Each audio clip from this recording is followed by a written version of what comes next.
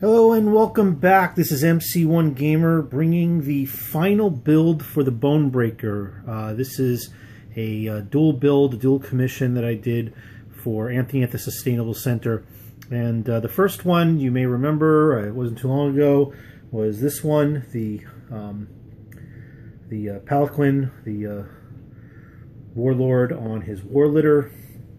And then it's been a little bit slow going because of the holidays, but managed to finally finish this one. And, the lighting is, let's see if I can get some better lighting here. I'm not really set up for it. But I'll just give you a little idea of what some of the things that I've done. So this is a Warlord that's on the back of a Rat Ogre. And I repositioned him. He was sitting a little bit more of a diagonal. I wanted it so that you could be facing straight on forward. So the main focus is really on the Warlord. Gave him a nice shield.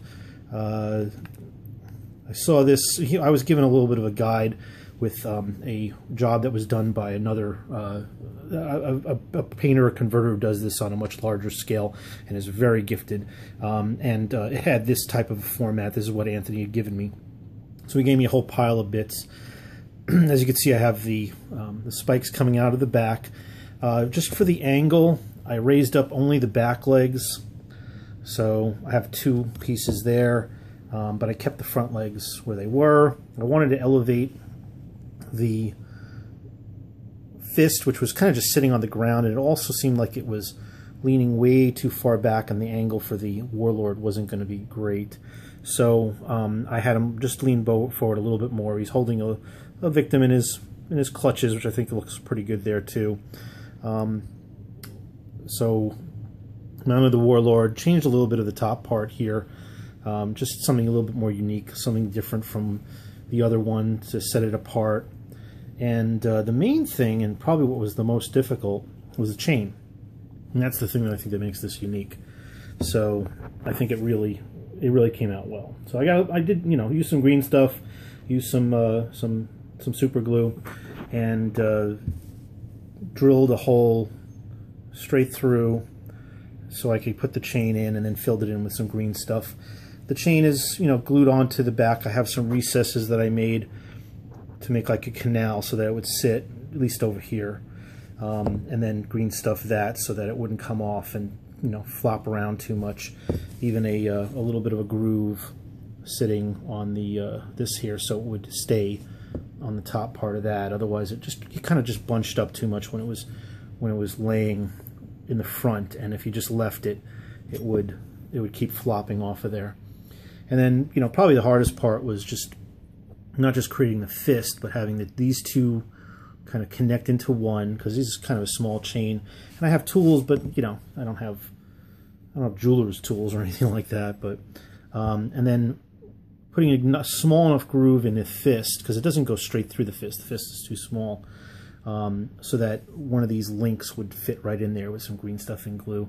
And then have this little bell at the bottom of the chain. But this I'm not going to connect. We'll see. I mean, it might be a little bit of a pain to paint around. Anthony could easily just glue this to the back, but I kind of wanted to leave it as, just a little dangle, because as you're moving it, it's gonna shake a little bit.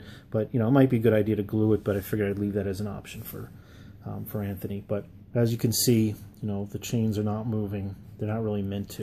You don't want them moving around too much, and one of the reasons is because as you're playing it with it, storing it, transporting it, putting it on the table, taking it off, moving it around, it could get, these chains could easily get caught up on something and then pull right off. And yeah, you could just glue it, maybe touch it up with a little bit of paint if there's an issue, but it would be good to have it just be static, so that it's less of an issue, which is probably why this probably should be glued. And the way I would do it is I would Dremel maybe just cut a little groove maybe right there, just enough for just this to stick to, and then glue it in so that it just stays there, so that it's it's a nice piece. You could see exactly what it is that's in the bottom of the chain.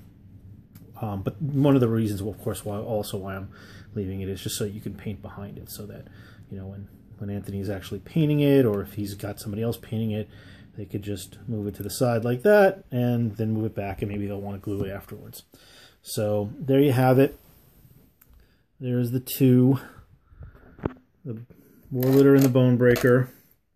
Complete, finished. That's the end of this particular Convert This, and more will be coming throughout the holiday period and shortly after with some projects that I have going.